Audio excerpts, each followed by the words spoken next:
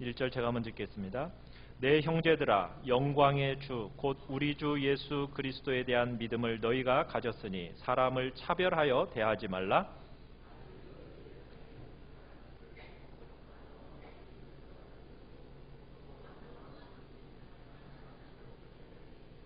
너희가 아름다운 옷을 입은 자를 눈여겨보고 말하되 여기 좋은 자리에 앉으소서 하고 또 가난한 자에게 말하되 너는 거기 서 있든지 내 발등상 아래에 앉으라 하면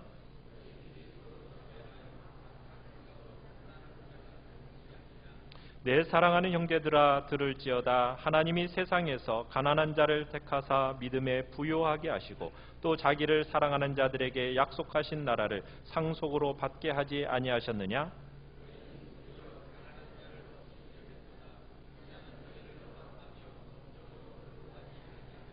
그들은 너희에게 대하여 일컫는 바 그 아름다운 이름을 비방하지 아니하느냐?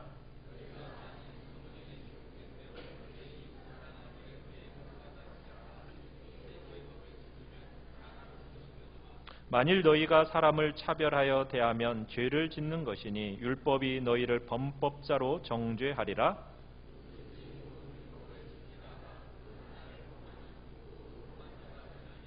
간음하지 말라 하시니가 또한 살인하지 말라 하셨은즉 내가 비록 간음하지 아니하여도 살인하면 율법을 범한 자가 되느니라.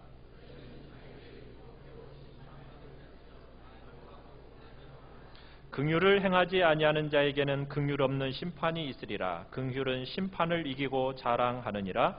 내 형제들아, 만일 사람이 믿음이 있노라 하고 행함이 없으면 무슨 유익이 있으리요? 그 믿음이 능히 자기를 구원하겠느냐? 아멘. 오늘 사람을 차별하지 말라라는 제목을 가지고 원로 목사님 나오셔서 말씀 전해 주시겠습니다.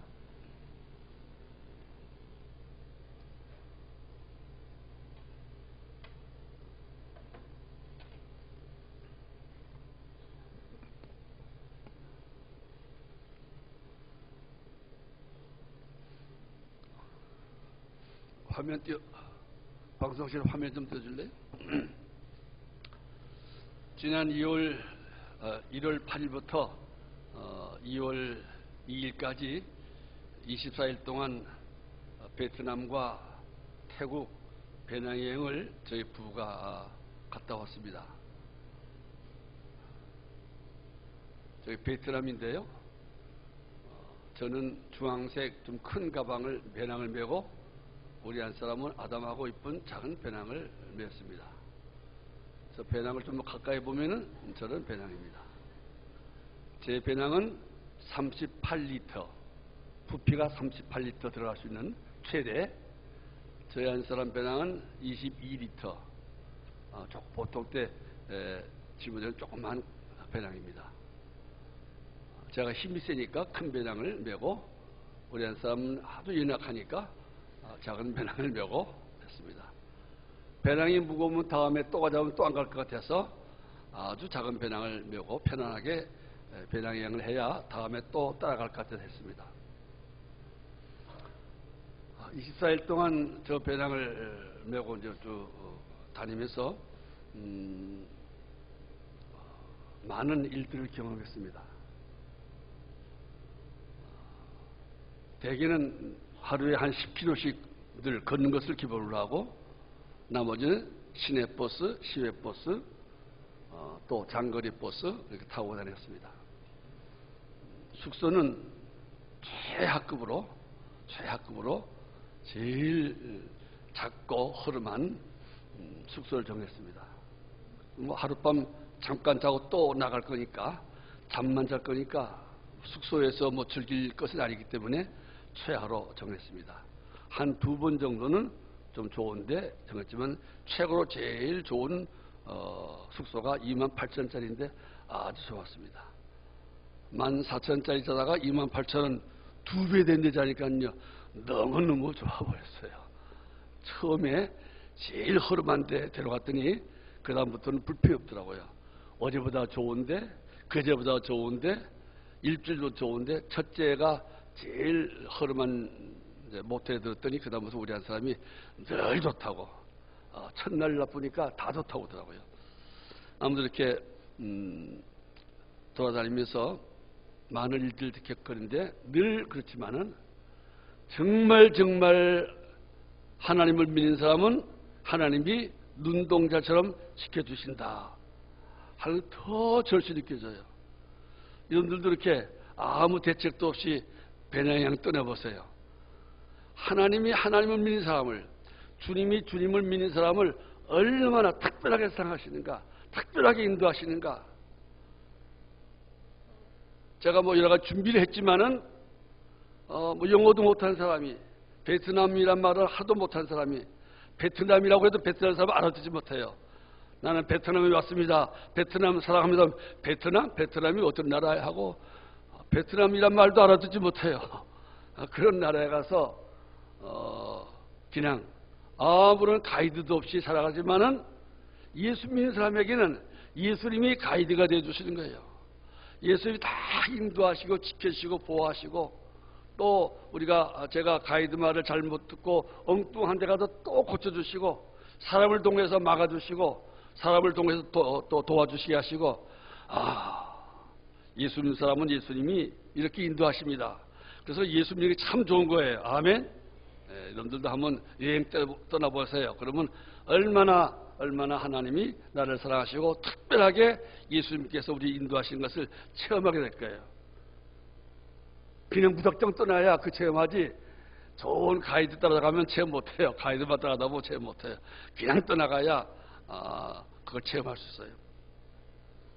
그러면서 이제 주일 되면 교회에 참석했는데요.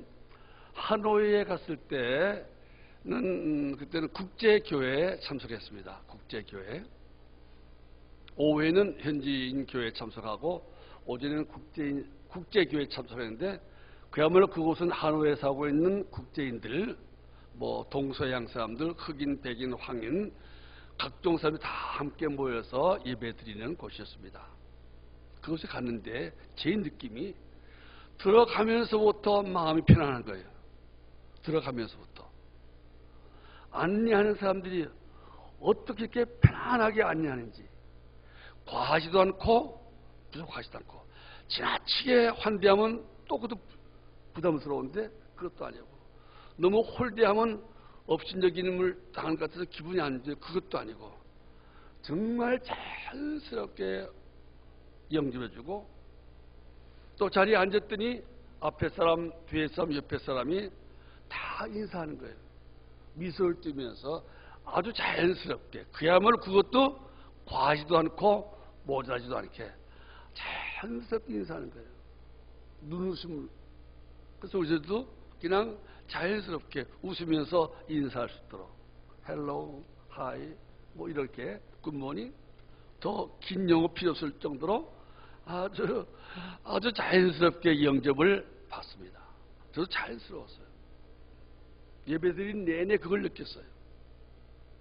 백인 목사님이 설교하고, 흑인 분이 또 노래 인도하고, 또 흑인 여자분이 나와서 또 소식도 전하고, 또 다음에 다른 이번에 또 백인 여자분이 나와서 또 새로운 사람들 소개도 하고, 자기 소개할 사람 손 들라고 해서 소문 또 나와서 마이크 주고 자기를 소개하고, 나는 한국에서 온 누구입니다. 한국 젊은 부부가 자신 있게 소개하더라고요. 그래서 분이 저희 보고 소개하겠는가 하고 사인을 주더라고요. 마이크 대고서. 왜 못했을까요? 영어가 못하니까 괜히 짧은 영어 갖고 하다 망상을 가져서 웃으며 사인했더니 또 웃으면서 알았다고. 근데도 주변 사람도 같이 나를 소개 못하는 저를 보고 함께 또 웃어주고, 아무튼 예배 끝날 때까지 마음이 편안했어요. 주님께서 내 마음을 편안하게 해주는 것도 있지만은 그 예배에 참여한 모든 사람들, 목사님으로부터서 안내위원, 모든 내 옆에 앉은 사람 모두가 다 이상하게 마음을 편안하게 해주는 거예요. 제가 마음에 느끼기를, 참 교회는 하루 지나가는 나그네가 와도 편안한 교회가 되었으면 참 좋겠다. 우리 한누리 전원교회는 딱 어떤 일이 있어서 지나가는 사람이 참여할 때 이렇게 편안한 느낌을 가질 수 있을까, 그런 생각을 했습니다. 우리는 처음 온 사람들에게 편안하게 대해주는 교인들인가? 우리 교회 모든 분위기는 편안한 분위기인가? 온 사람이 이상하게 부담을 느끼거나 혹은 또 외톨이 취급받는 그런 느낌을 받거나 그런 일은 혹시 없을까? 그래서 이제부터는 우리 교회 교인들도 뭔가 좀 훈련을 받아서 되는 건 아닌데 정말 마음이 자연스러워서 안내위원이 안내위원들이 앞에 서서 안내할 때 처음 들어온 사람이 그 안내위원과 안내위원의 그 영접을 받으면서부터 마음이 편안해져야겠다. 들어와서 앉았는데 주변 사람이 내 마음 편안하게 주는 거예요. 과하지도 않고 모자라지도 않고 정말 사랑과 미소로 아주 영접해주고 웃어주고 인사해주고 끝난 다음에도 마찬가지고 우리 교회 그런 교회가 되면 좋겠다 하고 느꼈어요.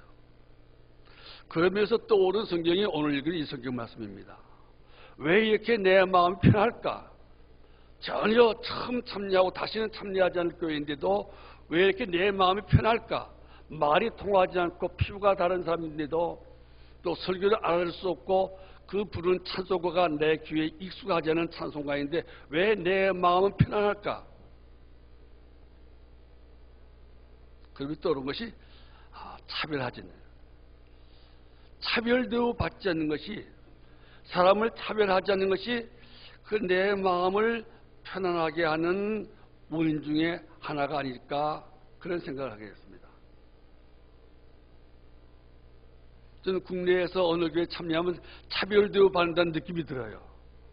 저를 잘 아는 교회 가면은 김은 목사님 오셨다고, 원로 목사님 오셨다고, 총회장 하신 목사님 오셨다고 과하게 대접받으면 뭔가 편치 못해요. 남의 눈치가 보이고 또 예배 드릴 때도 불편해요. 혹시 내가 졸면은 어떻게 할 것인가? 원로 목사가 줘라, 총회장 지낸 목사님이 줘라, 실망해서 상처받아서 그럴까봐 신경이 많이 쓰이고, 혹시 또 내가 몸을 움직이면 또 누가 뭐라고 할까 신경이 되게 쓰여서 편함이 없어요. 또 영 모르는 교회 가면 또 편하지 못해요. 우리나라 교회는 모르는 교회 가면 새신자 왔다고 그냥 등록시키려고 그냥 무슨 등록시켜서 우리 교회 교인 만들려고 하니까 이것도 또 힘들어요. 그래서 다른 교회 가기가 참 힘들어요. 그래서 내가 참 이게 오는 거에 등록하란 말도 안 하고, 그래서 우리 교회 오니까 제가 마음 펴서 이게 오니까 어떤 분은 아이고 후임 목사 눈치 보게 왜 오는 거 딴 교회 가라고 하는데 딴 교회 가면 참 힘들어 제가 오는 거예요. 그렇게 이해하고 와도 이해해 주세요. 왜 자꾸 우리 교회 오는가? 아무튼 웃는 이야기고. 그래서 그 편안함의 원인 가운데 하나가 국제교회니까 피부 색깔로 사람을 차별하지 않고 동양인과 서양인으로 사람을 차별하지 않고 한 번 왔다가 갈 사람인가 아닌가, 그 교회는 뭐 나그네들이 많이 오고 가니까 익숙하니까 그것도 차별하지 않고 자연스럽게 대하는 것, 그것이 내 마음에 편안함을 주는 것이다. 혼자 그렇게 분석했어요. 그리고는 오늘 성경 말씀 생각났어요. 또 이번 주간에 설이잖아요. 설을 지낼 때도 조심할 것이 차별하지 말아야 돼요.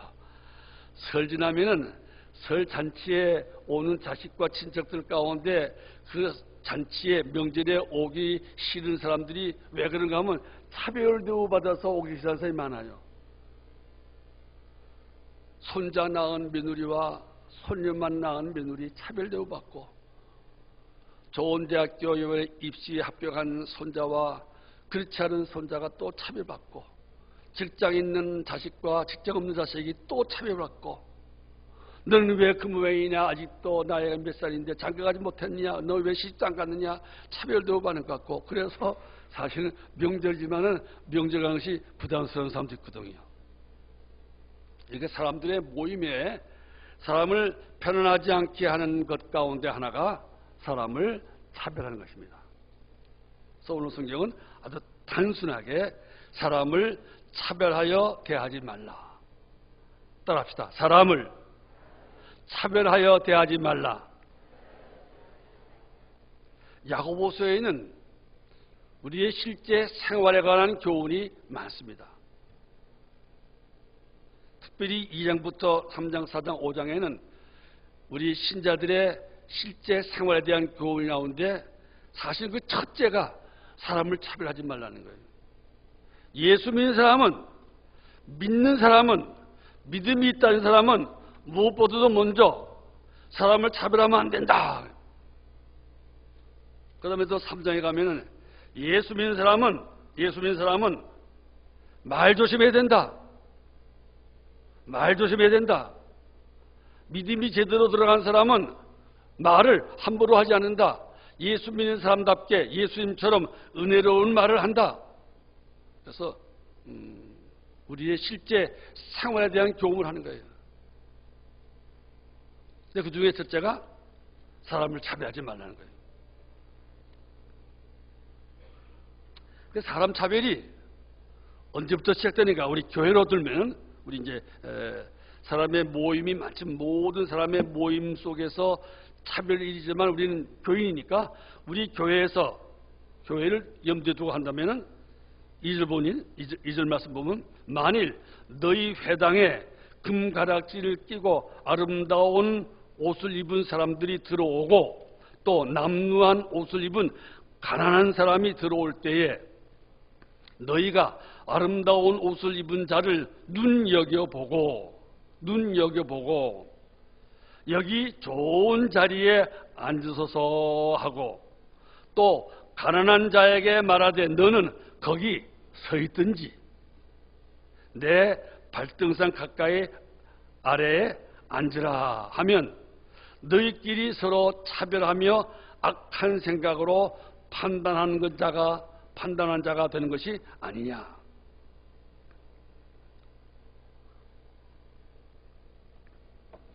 우리 교회를 예를 들어 말하면 사람 차별은 교회 들어올 때부터 시작될 수 있다 이 말이에요. 그러니까 안내위원들은 조심해야 돼요. 안내위원들 뽑을 때는 아무나 세우지 마시고 내 생각으로는 서역을 하면 좋겠어요. 절대 사람 차별하지 않겠습니다. 서역을 하고 그 다음에 사람 차별하는 눈길이 조금 보면 그냥 금방 잘라버리고 들어올 때부터 안내위원이 어떤 사람은 눈여겨보고 뭐예요? 관심을 한다. 관심을 가지고 어떤 사람이 오면 무심하게 관심을 안 간다 이 말이에요. 왔냐? 하는 정도로 관심을 눈여겨보지 않는 거예요. 사실 눈여겨보지 않을 때 얼마나 기분 나쁩니까? 누가 올 때는 5명 안내를 다 달려붙더니 내가 오니까 왔어요? 안녕하세요? 어서 오세요? 그러고는 그냥 얼른 또 딴 사람하고 다 붙어요. 얼마나 기분 나빠요. 차별대우를 받는다는 생각이 들면 얼마나 기분 나쁩니까? 그래서 들어오다가 그냥 돌아갈 수는 없지만 벌써 들어올 때부터 에이 다음 주에 안 나온다. 그렇게 들어오는 순간에 다음 주 오고 안 곳이 결정될 수가 있어요. 저 사람 들어오니까 5명이 다 우르르 몰려가서 어서 오세요. 조금 한데 내가 오니까 어서 오세요. 하고는 다 그쪽으로 돌아가. 에이씨. 내가 다음 주에 나오면 내가 사람이 아니다. 벌써 들어올 때부터 결정될 수가 있어요.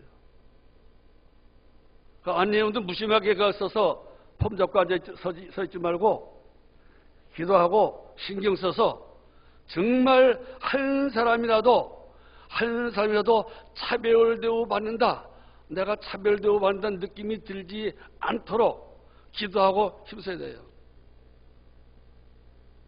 저는 그 교회 가면서 처음 가는 교회고 다시는 안 갈 교회지만은 느낀 게 그랬어요. 특별한 대우를 받잖아요. 똑같이 따뜻하고 친절하게 내가 환영받는다. 그런 느낌이 들어서 들어가면서부터 마음이 편안했어요. 우리 교회도 모든 사람이 신경 써서 우리 교회는 들어오면서부터 편안함을 느끼는, 누가 와도 한 번만 왔다 갈 사람이라도 뭔가 마음이 편안해지는 그러한 교회가 되길 바랍니다. 아멘. 그건 다 여러분들에게 달렸어요. 우리에게 달렸어요.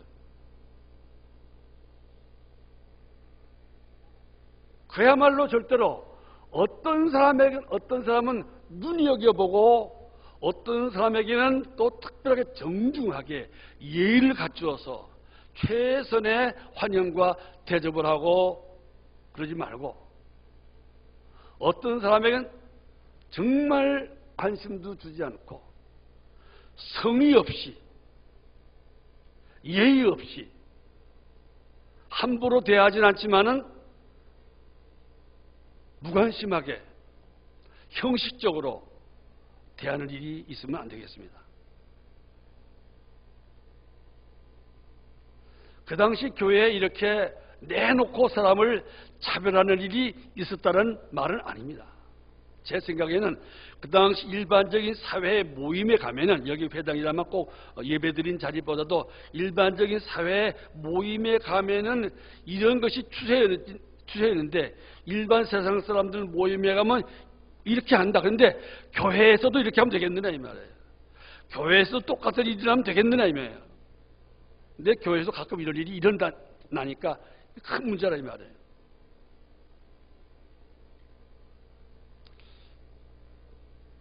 교회에 올 때 또 용서하고 들으시기 바랍니다. 제가 젊을 때 이런 말 못했는데 나이 드니까 제가 막 말을 합니다. 교회 올 때 왜 또 옷을 잘 입고 오실까요? 교회 올 때 다 옷 입는 거 신경 쓰시죠? 여기 신경 안 쓰는 사람은 몇 사람 보여요. 참 이 사람들은 왜 이게 신경 안 쓰고 왔는지 몰라죠. 김명철 집사는 왜 신경 안 쓰고 저기 왔는지 몰라. 좀 신경 쓰고 옷 입고 오면 좋겠는데, 좋겠다는 말은 빼고 다른 사람은 신경 쓰고 옷 입고 하는데 나도 신경 써서 입고 하는데요. 왜 옷에 신경을 쓸까요? 왜 옷에 신경 써요? 예배 드리려니까 하나님 앞에 예의를 갖추려고. 참 좋은 말이고 은혜로운 말이고 참 믿음 있는 말입니다. 또 왜 옷에 신경 쓰고 머리에 신경 쓰고 토요일날 미장을 해서 또 막 이렇게 막 하고 또 막 바르고 그러고 또 가방도 특별한 거 고르고 또 뭐 이렇게 또 뭐 달고 붙이고 그러고 올까요? 왜 그럴까요? 예? 차별대우 받을까봐 그래요. 내심에 무시당할까봐 그래요. 내가 이러고 가야 제대로 대접을 받을 거다. 그런 생각이 내 속에 있는 거예요. 내 마음속에. 내가 아무렇게나 하고 가면 어떻게 해요? 나를 눈여겨보지 않을 것이고 나보고 거기 앉든지 말든지 하세요. 그럴까봐 외모에 신경을 쓰는 마음도 조금은 있는 거예요. 많이 있는 사람도 있고. 이거는 정상적이 아니라 이 말이에요. 옳은 사람이 거기에 신경 쓴다는 말은 그 교회가 외모로 사람을 차별하는 경향이 있다는 반증이기도 하다 이 말이에요. 사람을 외모로 판단해서도 안 되지만은 외모로 판단받는 것을 두려워하는 것도 사실은 성숙한 믿음이 아니에요. 내가 외모가 남놈은 차별대우 받을 것 같다는 생각도 사실 깊은 신앙 또 성숙한 신앙의 모습은 아니에요. 이런 외모에는 크게 신경 쓰지 않는 것, 남에게 폐를 끼치고 불쾌감을 주지 않을 정도의 옷차림이라면 누구나 다 이해하고 다 자연스러운 그것이 더 좋다고 생각해요. 아무튼 이렇게 외모로, 순전한 외모로 사람 판단하고 대우가 달라지는 것은 잘못이다 이 말이에요. 그게 어떤 잘못인가 찾아보니까 너희끼리 서로 차별하여 악한 생각으로 판단하는 자가 되는 것이 아니냐. 사람 판단하면 심판이란 말이에요. 사람을 심판하는 거예요. 뭐 가지고 심판해요? 순전히 외모 가지고 심판하는 것은 악하다 말이에요. 악한. 하나님은 심판자이신데 참 심판자인 하나님과는 정반대로 정다르게 아주 그 배치되는 악한 생각으로 사람을 심판하는 것이기 때문에 나쁜 거라 이 말이에요. 우리가 뭔데 사람을 심판해요? 더구나 외모 가지고 사람을 심판하는 것은 악한 거다 이 말이에요. 나쁜 거라 이 말이에요. 아멘? 외모로 사람을 판단하는 것은 아주 악한 거예요. 그 생각이 약하고 그 가치관이 약한 거예요.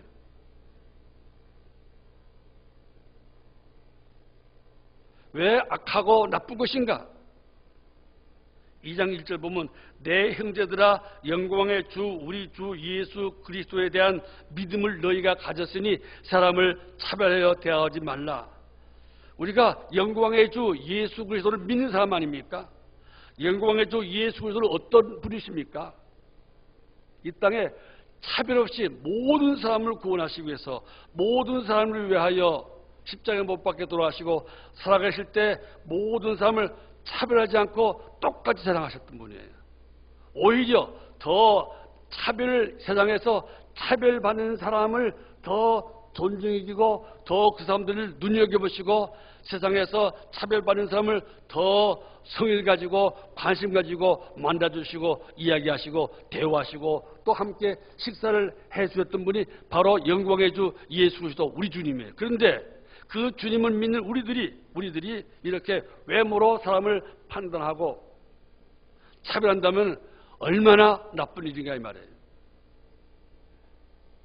그러므로 사람을 차별하는 사람은 습관적으로 사람을 차별하는 사람은 어쩌면 영광의 주 예수 그리스도에 대한 믿음이 없는 사람일 가능성도 있다 이 말이에요. 진정 예수 그리스도를 믿는 믿음을 가졌다면 사람을 차별할 수가 없다 이 말입니다.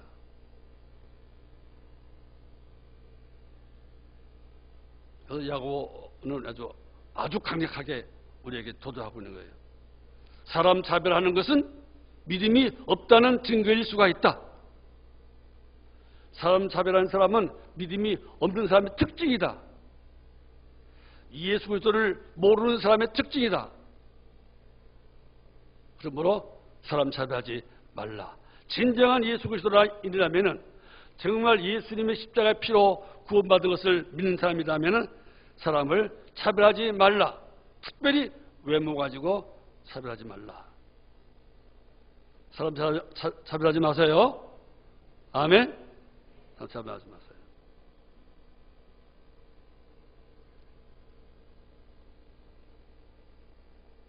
또 성경 말씀 보면은 5절 보면은 내 사랑하는 형제들아 들을지어다 하나님이 세상에서 가난한 자를 택하사 믿음에 부요하게 하시고 또 자기를 사랑하는 자들에게 약속하신 나라를 상속받게 하지 아니하셨느냐. 도리어 너희는 도리어 가난한 자를 없인 여겼도다. 그건 하나님의 뜻과도 어긋나는 거예요. 사람을 외모로 차별하고 또 그 외에 어떤 명목으로든지 사람을 차별하는 것은 하나님과 반대되는 것이에요. 하나님은 모든 사람에게 똑같은 하나님의 형상을 넣어서 사람 되게 하셨습니다. 하나님 모든 사람을 똑같이 사랑하십니다. 그래서 모든 사람을 위해서 독생자를 이 땅에 보내주셨습니다. 그러므로 사람을 차별하는 것은 하나님을 아버지라고 부르는 신자에게서는 아주 치명적인 죄예요. 어쩌면 하나님의 자녀가 아니기 때문에 혹은 하나님이 모든 인간을 똑같은 하나님 형상으로 만들었다는 하나님의 창조 신앙이 없기 때문에 사람을 차별하는 것일 수도 있다. 그런 의미예요. 예수님의 십자가의 정신에도 어긋나고 하나님의 창조와 하나님의 사랑에도 어긋나는 것이 사람 차별하는 거라 이 말입니다. 그것도 특별히 외모 가지고 이런 일은 교회에 있어서는 안 된다 이 말이에요. 그래서 교회가 편안하지 못할 수가 있다 이 말입니다. 차별을 느끼는 사람이 있으면 안 되는 거예요.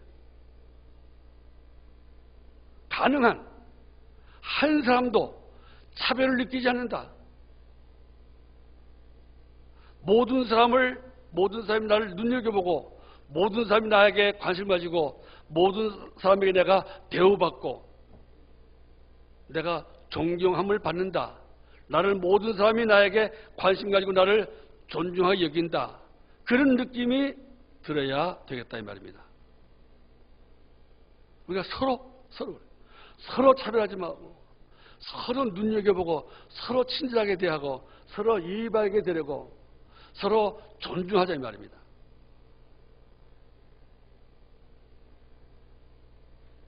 하나님이 사랑하는 사람을 하나님께 특별히 가난한 사람을 더 신경 쓰시고 더 관심 가지시는데 우리가 반대로 가난한 사람들 또 외모가 그렇게 깨끗하지 못하고 사람을 차별하면 얼마나 악한 일이겠나 이 말이에요. 그런 일이 있으면 안 되겠습니다. 8절 말씀 너희가 만일 성경에 기록된 대로 내 이웃 사랑하기를 내 몸과 같이 하라 하신 최고의 법을 지키면 잘하는 것이거니와 만일 너희가 사람을 차별하여 대하면 죄를 짓는 것이니 율법이 너희를 범법자로 정죄하리라. 사람을 차별하는 것은 성경의 제일 큰 법, 최고의 법이 이웃을 사랑하라 하는 것인데 최고의 법을 어긴 거라 이 말이에요.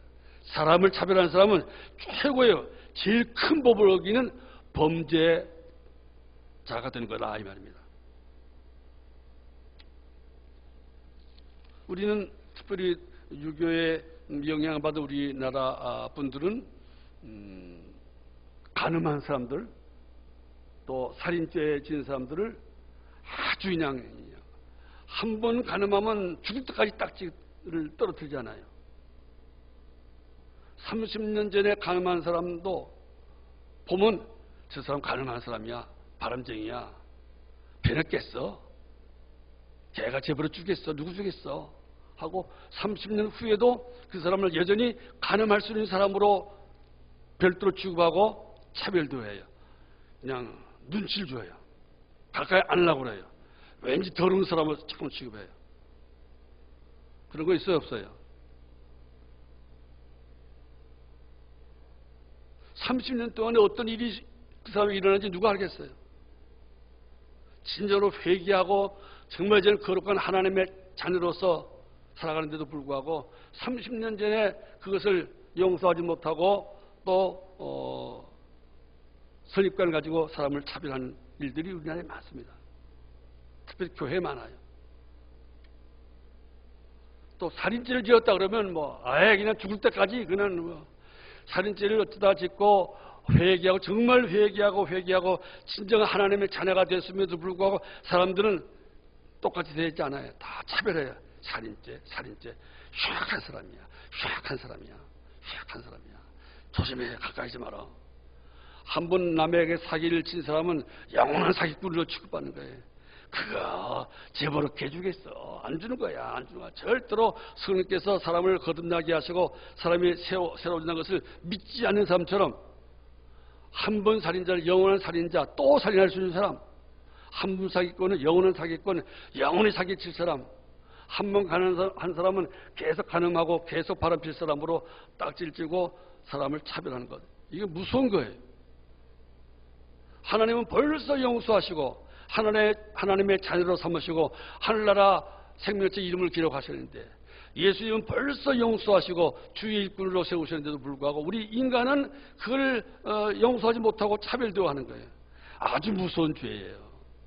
교회에 그런 일들이 많아요. 특별히 한국교회 그래요. 제가 그랬으니까요.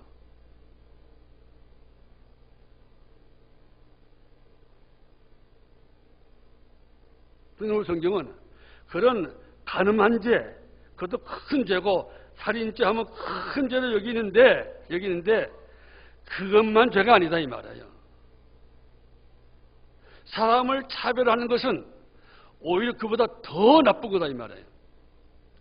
간음죄는 한 번 사람이 정욕에 눈이 어두워서 실수로 간음할 수 있고, 살인죄도 충동적으로 그 순간을 못 참아서 살인할 수도 있지만은, 사람을 차별하는 것은 충동적도 아니고 감정적도 아니고 그것은 아주 나쁜 가치관, 좀 못된 생각으로 계속된다 이 말이에요. 그러니까 어떤 면에서는 살인죄보다 더 큰 죄고 간음죄보다 더 질 나쁜 죄가 사람 차별죄라 이 말이에요. 무슨 말씀인지 이해가 돼요?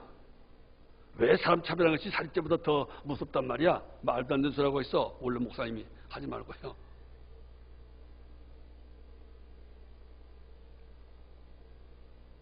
여러분들 마음속에 나는 살인하지 않았다. 평생 나는 가늠하지 않았다. 나는 평생 술, 담배 입에리지 않았다. 그럴지라도 고질적으로 교회 오면 누군가를 차별한다면 여러분 더 큰 죄인이에요. 차라리 살인하고 살인했을지라도 깊이 회개하고, 살인했기 때문에 정말 눈물 흘리고 피를 흘리면서 회개하고 거듭난 사람, 그리고 정말 쟤는 생명을 사랑하고 생명을 아끼려고 결심한 그 사람보다도 은근하게 계속 사람을 은근하게 늘 차별하는 사람은 더 질 나쁜 사람이에요. 더 악한 사람이에요. 성경이 그 말이에요. 그리고 그런 사람들, 살인한 사람들, 간음죄를 지은 사람들이 받는 그 심판보다도 더 심한 심판을 받을 거라 이 말입니다. 긍휼을 행하지 않은 사람들, 남을 불쌍히 여기고 동정할 줄 모르고 좀 나보다 못하다고, 외모가 나보다 못하다고, 나보다 가난하다고, 나보다 배운 것이 없다고 무식하다고, 그런 것 때문에 사람을 사랑하지 않고 무시하는 사람은 더 긍휼이 없는, 자비가 없는, 더 냉정한 심판을 받을 거라 이 말입니다. 그만큼 사람을 차별한 것은 심각한 일이고 심각한 죄다 이 말이에요. 아시겠어요? 아시겠으면 고개 한번 끄덕여보세요. 내가 알겠노라. 내가 지금 그냥 모르고 내가 차별해놓으라. 모르고 차별해놓으라. 난 내가 살인하지 않았다고 좀 너무 괜찮다고 그랬는데, 야, 살인죄보다 더 무서울 수도 있구나. 나는 간음하지 않았다고 했는데 사람 차별하는 것이 간음보다 더 무서울 수가 있구나. 이해가 된다. 나의 마음은 얼마나 차별하는 마음이 있는가.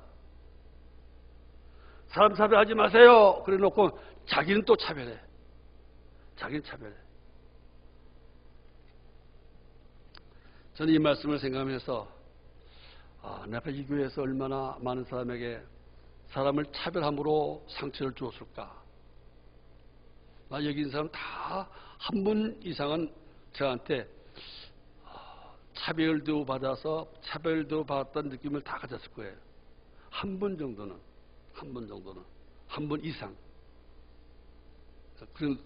그럼에도 불구하고 계속 우리 교회에 있다는 게 참 기적이고 감사한 일이지만은, 저는 의식적으로 차별하지 않으려고 애썼어요. 어릴 때부터 예수 믿었고 차별하면 안 된다는 것을 늘 배웠고 기도하고 설교했기 때문에 차별하지 않겠다고 노력했지만은, 저도 모르는 제 악한 본성 때문에 사람들 많이 차별했을 거예요. 그래서 저에게서 사람을 차별한다는 느낌 많이 받아요. 우리 김 목사는 별 수 없어. 사람 차별해. 그래서 사람 차별한다는 말 들을까봐 차별하지 않으려고 어떨 때도 역차별도 했어요. 저희 교회 조금 우리 교회 부자가 없지만 그나마 조금 부자가 오면은 그 사람 집에 신방을 한 번이라도 더 가면 또 가난한 사람들이, 야, 우리 김 목사 별 수 없어. 부잣집이가 신방 많이 가네. 자주 가네. 그럴까봐 또 전사님이 가자면 아유 안 간다고. 남의 눈치 보느라고 또 차별도 해줬어요. 그럼 또 차별받아요. 정말 신방에 필요한데 또 목사 안 오니까, 아니 부자인 게 무슨 죄야, 왜 그래, 그런 마음으로 또 상처받는 사람들, 이래저래 상처를 주고받는 거예요. 어떻든 간에 사람 차별하지 말아야 됩니다. 그러면서는 지금은 나는 사람 차별하지 않는가? 내가 이렇게 오랜 생활 동안 사람을 차별했을 것이고, 나의 사람 차별 때문에 상처받은 사람들이 적잖을 터인데, 참 그분들에게 너무 미안하기도 하고, 오늘 내가 오늘 설교할 때 꼭 미안하단 말을 해야 되겠다, 그런 생각했어요. 혹시 저한테 차별당하는 느낌 받아서 상처받았던 분 있으면 용서해 주시기 바랍니다. 진정 용서해 주시기 바랍니다. 마음은 안 그런데 제가 본능적으로 부패한 성품이 있어서 여러분을 차별했을 수도 있습니다. 저희 무식함이지 본심이 아니니까 용서해 주시기 바라고요. 그러면서 제가 늘 말합니다마는, 예수님을 오래 믿고 나이가 들면서 조국 가운데 하나가 점점점 내가 느낀 게 사람 차별이 없어지고 있다. 저는 지금 감히 여러분들 내가 거의 여러분들 여기 있는 누구도 내가 차별해서 대하는 사람이 거의 없다고 감히 할 수 있습니다. 혹시 누군가가 그래도 아직도 뭐 저렇게 설교하면서 아직도 우리 뭐 차별하고 있는데 그런 분이 있을런지 몰라도 제 양심은 제가 누구도 차별하지 않습니다. 제 양심적으로는 또 차별하지 않고 있다고 저는 믿고 있습니다. 물론 그건 제 생각이지 남에게 그런 느낌을 주지 못하는 경우 있지만 제 중심은 그렇지 않습니다. 우리 모두가 다 그런 정도로 착한 분이 신앙이 잘 됩니다. 성숙해야 됩니다. 성숙함의 중요한 의미 가운데 하나가 사람을 공평하게 차별하지 않는 거예요. 4일 전에 우리 손녀 둘이 우리 집에 놀러 왔습니다. 여행 갔다 온 다음에 처음 왔어요. 우리 여행 가다가 남은동 갔고 호치민 공항에서 남은동 갔고 초콜릿을 2개 사왔어요. 돈이 그것밖에 안 남아가지고 초콜릿을 2개 사왔어요. 그래서 할아버지가 선물 주겠다고 그랬어요. 그래서 초콜릿을 나누려고 했는데 꼭 조그맣게 이렇게 했는데 12개 조그만 마대가 12개 있는 거예요. 이걸 어디 공평하게 나눠줘야겠다 싶어서 우선 12개 가운데 3개는 나 하나, 우리 한 사람 하나, 우리 딸 하나 먹고 나머지 9개가 남았어요. 그래서 9개 가운데 딱 잘라서 우리 큰 손녀에게, 이제 중학교 들어가는데 큰 손녀에게 5개를 줬어요. 그리고 작은 손녀에게는 4개를 줬어요. 그러니까 이만하면 공평하지? 그랬더니 우리 큰 손녀가 공평하대요. 그래서 나는요 옛날에는 공평하다는 말이 뭔지 몰랐어요. 할아버지가 공평하게 나눠줄게, 공평해 줄게 해서 나 5개, 우리 연수 5개 그렇게 준 줄 알았어요. 그런데 할아버지가 생각밖에 나 6개, 연수 4개 줘서 공평이란 그런 거구나 하고 자기가 공평이 뭔지 깨달았대요. 당연히 5개인 줄 알았는데 할아버지가 내가 작은 손녀에게 언니는 너보다 나이가 크고 몸도 크고 그러니까 더 먹어도 괜찮아. 너는 똑같이 먹으면 너는 살찌고 너는 좋지 않아. 언니는 더 많이 먹어야 되고 너는 조금 먹어도 되고 용량에 다 다르니까 그러니까 이거 너 섭섭 말고 언니 6개 주고 너 4개 준다 했더니 동생이 초등학교 1학년 때인데도 고개 끄덕여요. 이해되는 것 같아요. 이해를 잘 시킨 것 같아요. 그 큰애는 또 놀랐어요. 이게 공평이야? 그다음부터 다른 건 몰라도 우리 할아버지는 공평하신 아버지가 아니고 공평한 할아버지라는 건 그건 깨닫고 있어요. 그래서 어떻게 하는 거예요? 5개, 4개 중에도 나는 옛날에 공평이라는 말을 그렇게 몰랐다는 거예요. 똑같이 나누는 게 공평인 줄 아는데 할아버지한테서 공평한 게 무언가를 깨달았다고 그래요.